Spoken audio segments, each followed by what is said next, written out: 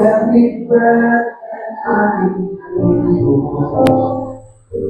I will sing of the goodness of God. Of your voice, you have led me through the fire. God is wise, you are close like no father. From your mercy, Father, from your mercy, I am the goodness of God.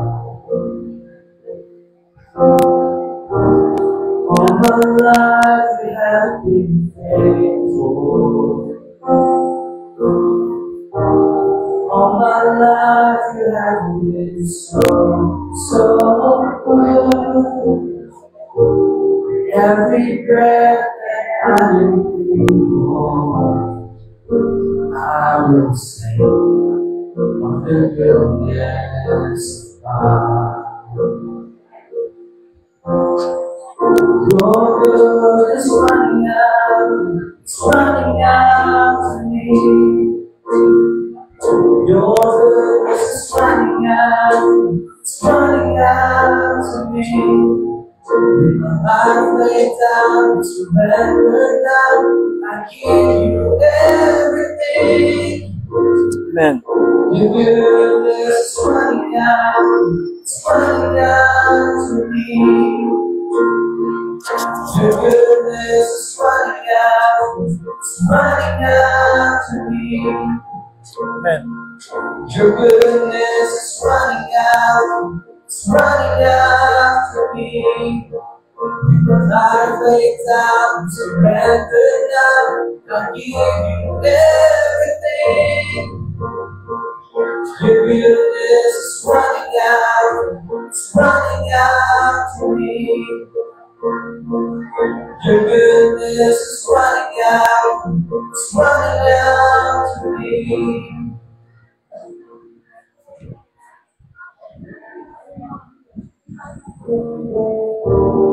All my life you have been faithful. Amen.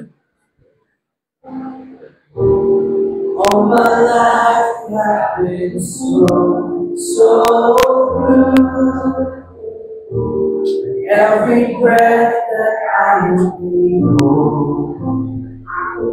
I will sing the goodness of God.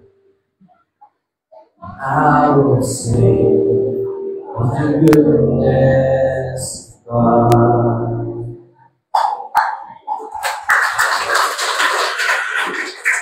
Amen. Tayo natin tumayo. Buksan yung Bible sa 2 Samuel, chapter 11. 2 Samuel 11, verse 1 and 2. Kung kayo po ay Kristiyano na, kung kayo po ay tunay na manampalataya, at nakakaranas ng panlalamig at medyo wala na kayong interes sa Panginoon, I'd like to share someone na nasa kanyang kalagayan, and I would advise, you find your way home. Find your way back sa Panginoon. Pag kayo tunay na Kristiyano and you feel coldness, wala kayong interes magbasa ng Bible, hindi ka nagpe-pray bago kumain, Listen, find your way home sa Panginoon. Dahil pag hindi ko kayo nagbalik sa Diyos, you will die a miserable person. At punta kayo sa langit. Anak kayo ng Diyos. Pero, hindi kayo makaharap ng matino doon sa Diyos natin na ating nilapastangan bago tayo namatay. Nakakapangilabot po talaga. Ngayong isipin na tayo po ay mamamatay ngayon at harap tayo sa Diyos. Ano mukha iharap natin?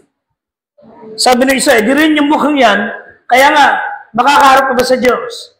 Ako, tutulungan tayo ng Panginoon. Basahin po natin ang talata. Malakas po ha. Begin.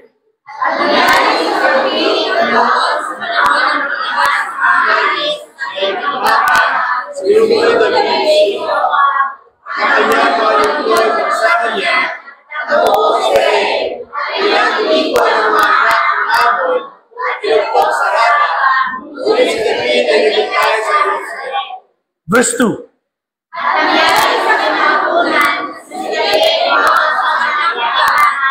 Bakit sa bubungan ng bahay ng hari? At mula sa bubungan ay kanyang nakita ang isang babae na nililigo at ang babae ay totoong napakagandang masdan. At least alam nyo na yung siguro istorya, tayo mag-share po. Nakita niyo yung pangyayari? Nakita niyo yung flow ng istorya ng Bible? Pagpalain ng Panginoong Diyos sa kanyang salita, sa pangalan ni Kristo na ating Diyos at tagapagligtas. Tingnan niyo yung verse 1 muna. Meron akong gusto makita sa inyo. Yung sa huli. Habang ang mga tao niya sumusugod sa gera, sabi sa huli, ngunit si David ay naghintay sa Jerusalem. Imagine, church, habang mga young people nagkakaramusang magawa ng mga gawain kahapon sa mga ribbon-ribbon, habang lahat ay pa rito nung day 1 and day 2 ng DPS, andun si Pedro, pakuya-kuya lang. Halimbawa, kasi siya ang paborito ko eh. Pakuya-kuya ko, patiya-tiya, payosi-yosi lang. Imagine, it is serious. Ang lahat ng tao ay nakikipagbaka, nakikipaggera. Pero yung hari nila, andun no, naghihintay lang sa Jerusalem. Ano ginagawa? Nagte-text, ML, no. It is verse 2.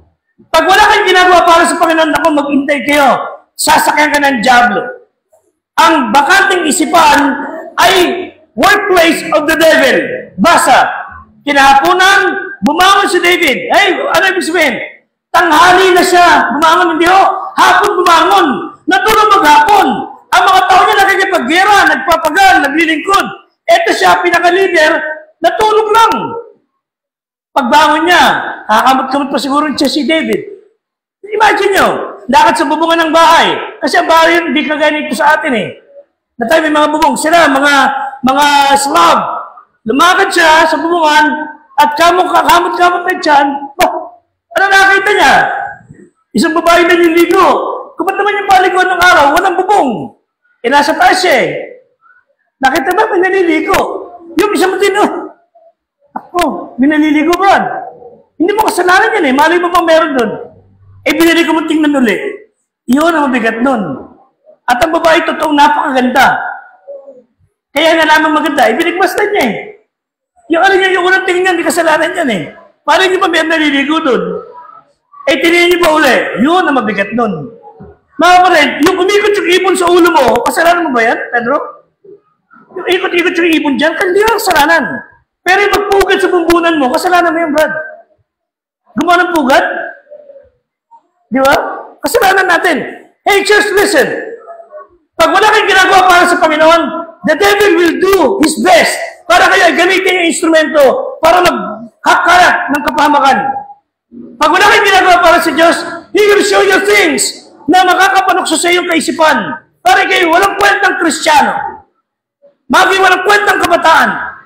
Para maging walang kwentang bata. Gagawa ng paraan. At kung sakali malublob tayo sa ganung bagay, at talagang tayo nagtumalikod sa Panginoon, you backslided. Kayo ay tumalikod, iniwan niyo ang Panginoong Diyos. Meron pang chance, bago kayo umarap sa Diyos ng patay, at tumarap sa Kanya na panibagong buhay, at managot sa ginagawa niyo sa Panginoon. The only way, go back home. Magbalik loob kayo sa Panginoong Diyos. Find your way home. Hindi matigas pa ang mukha mo. Ikaw na nagkamali ka pa matigas sa mukha. Mga kapatid, wala tayong may pagmamalaki sa Diyos. Amen? Kailangan natin, Panginoong Diyos, patawarin mo ako nagkamali. I need to go back. Kaya tayong mga tao ngayong umaga, nagkasala kayo na malaki. Maling-mali ang ginawa ninyo. Tingin nyo wala na makapagpapatawad sa inyo. Good news, God can forgive you. Amen? God can forgive everyone na hihingi ng tawad. 1 John 1:9, ano sabi ng Bible? Kung ipahayag mo yung kasalanan, si tapagbanalan, hindi kayo patatawarin. At sabi dyan, dilinisin sa lahat ng kalikuan. Okay, nakikinig ba kayo? Yan sabi ipahayag mo, Lord, please forgive me. Nagkasala ako sa iyo. Patawarin mo ko. Sabi ng Diyos, lilinisin ka sa lahat. If you want to see a person with good character, if you want to know a person with decency, full of wisdom, if you want to know a person who is full of courage and devotion sa Diyos, hey, mga kapatid, David is the name. David, King David. Sa 1 Samuel 13:14, basa. Pagkatang mo siya yung background. 1 Samuel 13:14. Ano niyo ba si David ay tinawag na the man after God's own heart? Ano ibig sabihin? Ang taong malapit sa puso ng Diyos. Naintindihan niyo ba yan? Pag malapit kayo sa puso ng Pangulo, ibang klase kayo. Pag malapit kayo sa puso ng mga kailangang tao, ibang klase kayo. Pag malapit kayo sa puso ng magulang nyo, napakaganda nun. Pero pag kayo malapit sa puso ng Diyos, kakaiba kang tao ka. Basa. Ngunit ngayon,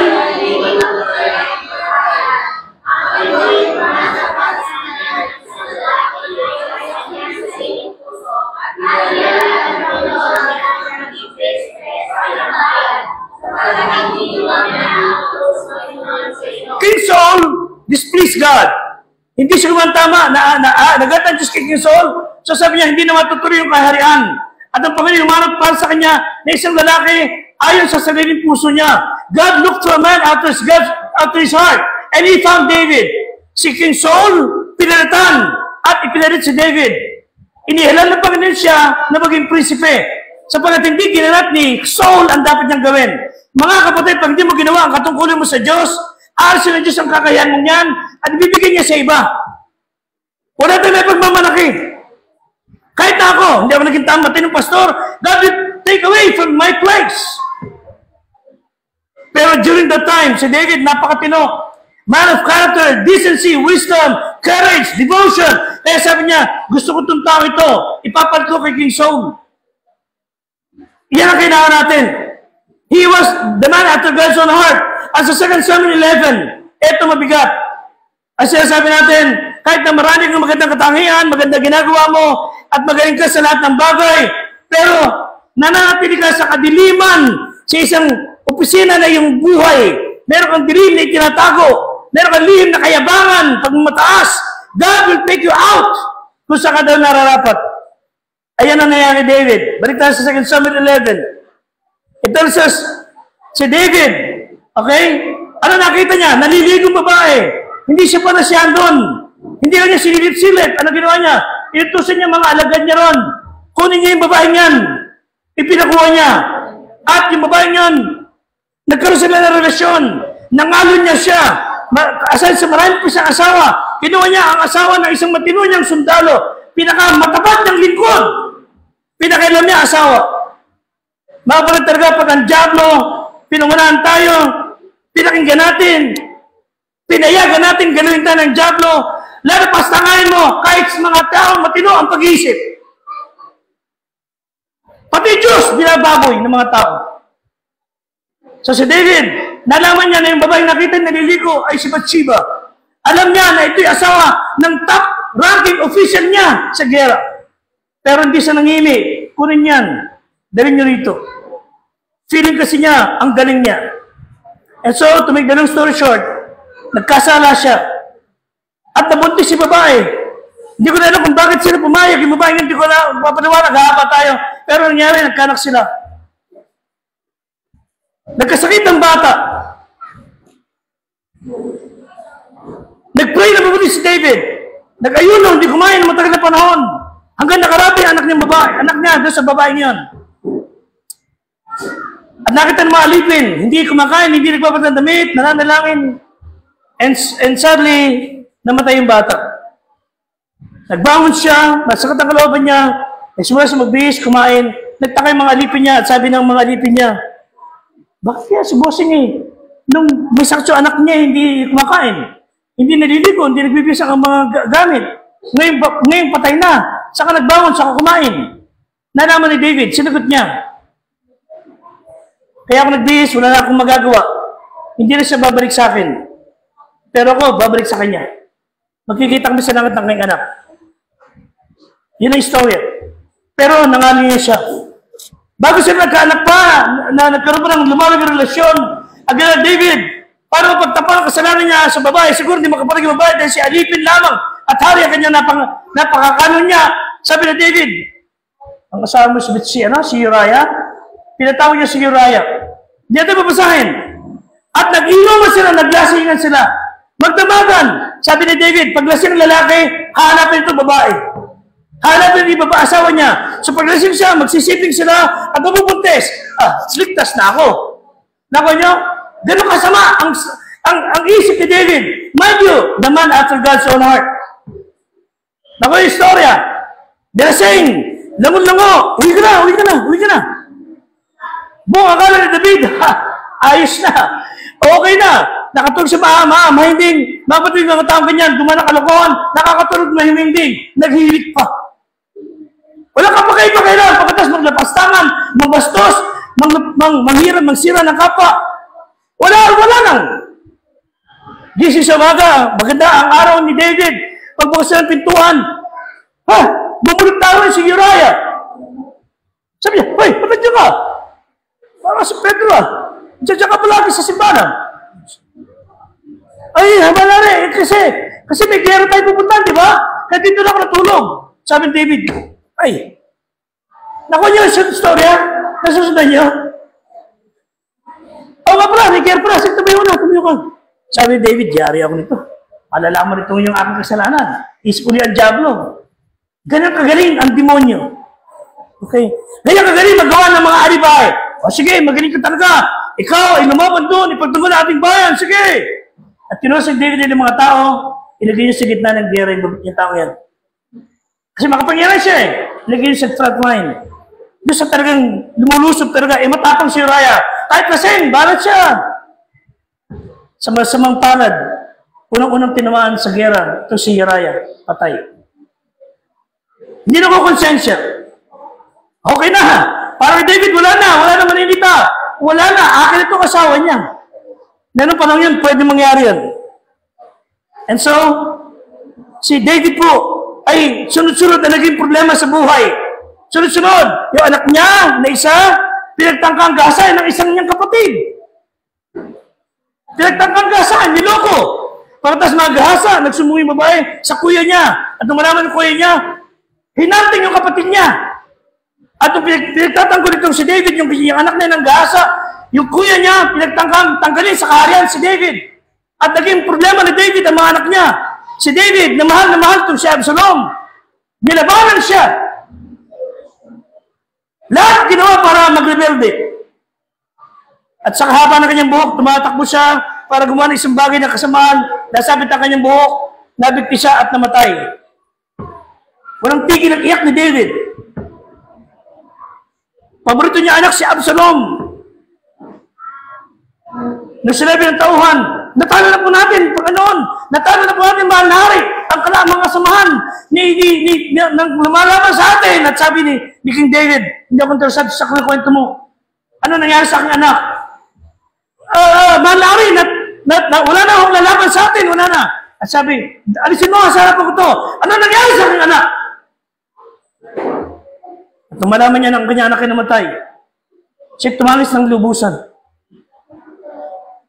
Yung kasalanan na pilit na ginagawa ng tao, hindi na ko konsensya. Alam niya, magbubunga yan. Magbubunga. Hanggang maraming matadamay ng mga tao. Hanggang hindi nagbabalik sa Diyos. Ang Kristiyano. You find your way home. Kung kayo ngayon ay nasa pagtalikod, paglaban, pagrebelde, find your way home. At pagpakumbaba tayo ang tawad sa Diyos. Let me give you 3 things and I'll close. Sabi sa 1 Corinto 10:12. 1 Corinthians 10:12. Basahin natin. Begin.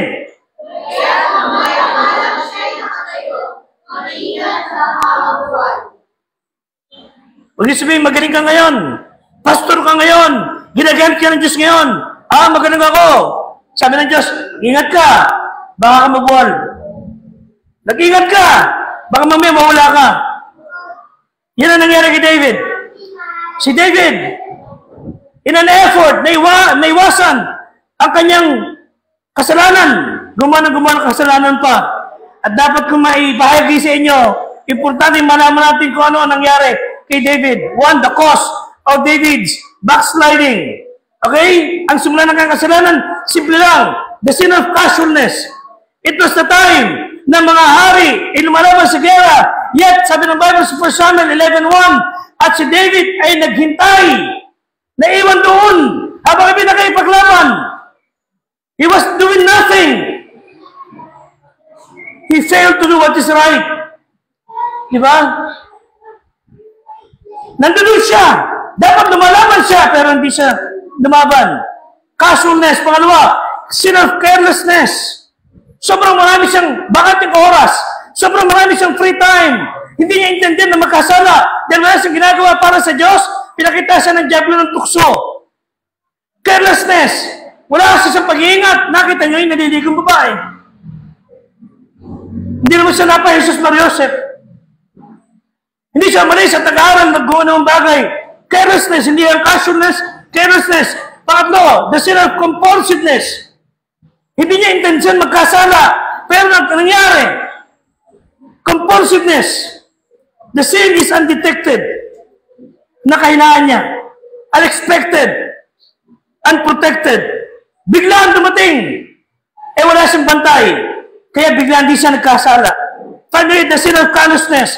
Ang tigas sa kanyang puso. Sa chapter 11, mabasa natin, of course, hindi natin pupuntahan dyan, wala tayong time. Pinapatay ni David ang asawa ng si Bathsheba para pagtabang ang kasalanan. The cause of backsliding ni David, kasalanan. Pangalawa, the cost, ang naging halaga na kayong pagtalikod. Tipo sa Proverbs 28:13. Proverbs 28:13. Si David, kailangan niya ng habag ng Diyos. Pero ano yun, sabi na siya humingi ng tawad? Nagbayabang pa siya. Tipo sa verse 13, basa.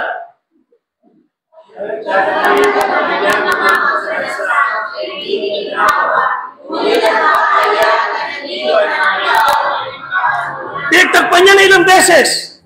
Pinilit niyang takpan ang kanyang kasalanan, ng panibagong kasalanan. Pero alam niyo, guminhawa ba buhay niya? Hindi. Kasalanan niyo, takpan niyang takpan.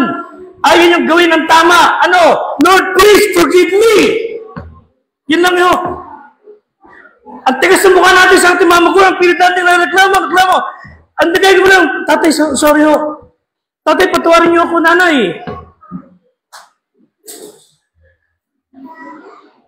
Panginoong Diyos, patawarin mo ako sa mali akong ginawa. And yet, andun ang pagmamatigas. Andun ang kanyang hindi pagpapahayag.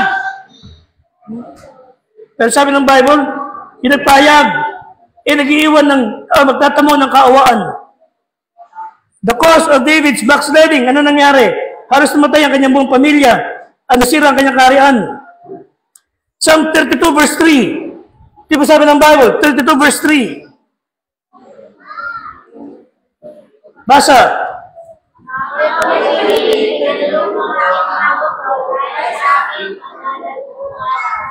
Tignan niyo ha, hindi siya nagpahayag sa Diyos. Yung kasalanan niya, kinakain na siya ng buhay. And he recalled, sinabi niya, naway tumahimik, nanlulumo aking buto. Dahil sa aking pag-angal, alam niya, nakukonsensya siya. Pero ang tigas pa rin ang pamumukha niya. Sa verse 4, ano sabi? Basa.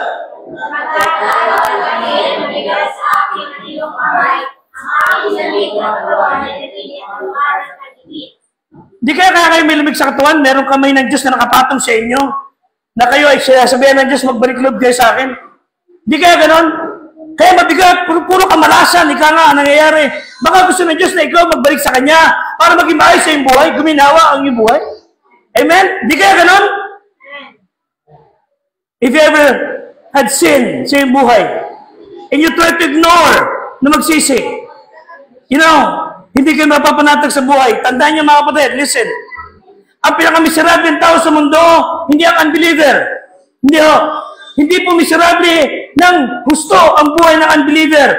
Ang miserable buhay ay yung Kristiyano na nabubuhay labas sa fellowship ng Diyos. Miserable ang buhay ng tao na Kristiyano na ayaw sa Diyos. Lumalayo sa Diyos. Miserable buhay niyan. Hindi niya pagpabuka ng mga lumalaban sa Diyos. Ang gandang lalaki, ang gandang babae, pero ang papangit ng itsura. Hindi ako nang mimintas, mga kapatid. Pero yun yung babae, lalaki, na hindi kaganda ng pamumuka. Pero ang paglilingkod sa Diyos ay ganyan ng dalisay, malinis, puro. Ang gaganda ng mga mukha nila. Ang sasarap kausap, ang gaan kasama. Pero subukan mong taong magaling na Kristiyano, pero magaling ang puso at napagmataas. Ang bigat sa kalooban. Oh God, help us. Number 3, the crisis. And this will be the last. Ang krisis sa backsliding ni David. Mahal ng Diyos si David. No question. Mahal ng Diyos tayo lahat. God loves you. Kahit di ka tumatalikod sa Diyos. Nagmamatigas ka sa Diyos. And dahil sa mahal ka ng Diyos, hindi ka niya tatantanan. Gagawa siya ng parang para kayo may balik sa kanyang kalooban. But you need to go through some crisis. Para magbalik loob ka. One, God convicted David. Pag nabubuhay tayo sa kasalanan, hindi papayagan ng Diyos na mabuhay ka sa kasalanan. Kakausapin ka niya, kukonsensin ka niya. Not only convicted David, David was chastised. Papaluin ng Diyos ang kanyang mga anak na nagkakamali. Hebrews 12:6. Hebrews 12:6. Pakicheck mo nga yan. Okay? Sige. Sabi ng Bible, yung kanyang minamahal, pinapalo niya. Okay? Pag mahal ka ng Diyos at nagkamali ka, papaluin ka niya. Amen? Pag hindi ka pinapalo ng Diyos, ang yabang mo, wala kang kukonsekonsya sa ginagawa mo. Sabi ng Bible, baka ikaw ay anak sa labas. Bastardo. Pag hindi ka nakukonsensya, gumagawa ka ng kalokohan, dahil pag sumagawin, nagagawa mo, hindi ka nakukonsensya, baka hindi ka anak ng Diyos. God convicted David, chastised David. Number 3, God challenged David. Nilagay siya ng Diyos sa krisis. Pinadala sa kanya si Nathan. Sabi ni Nathan, ano gagawin mo? Manari. Sa tao ito, na ganito ginawa. Sabi ni David, bupag mo malaki. Nakasunod siya nagkakasala. Dapat sa kanya, mamatay. At sabi ni Nathan, thou art the man. Thou art the man.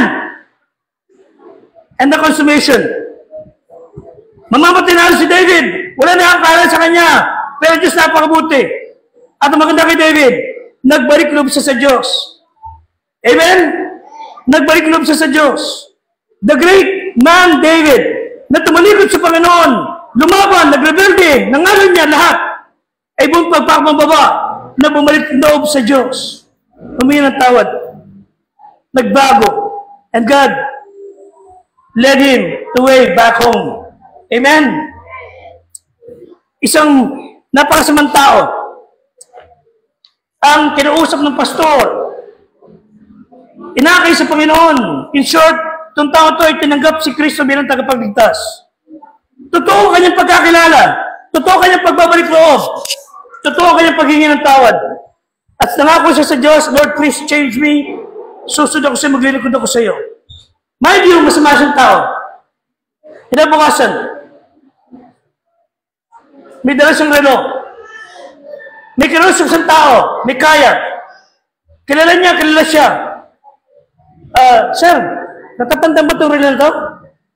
Sabi nito, oo. Pamilyar sa akin yan. Na-initial ko yan. Initial ko yan. Nawawala yung kanyang relo 8 years ago. Oo, sir. Actually, sa iyo ito eh. Inako ko sa iyo ito. Patawarin mo ako, ibabalik ko na sa iyo. Ayoko na ng ganyang buhay. Nagbabago na ako. Mga kapatid, yung humility, yung kababaan loob, pag nakita ng Diyos, God will honor you. Tayo natin tumayo. Habang kayo nakapikit, habang kayo nakayuko,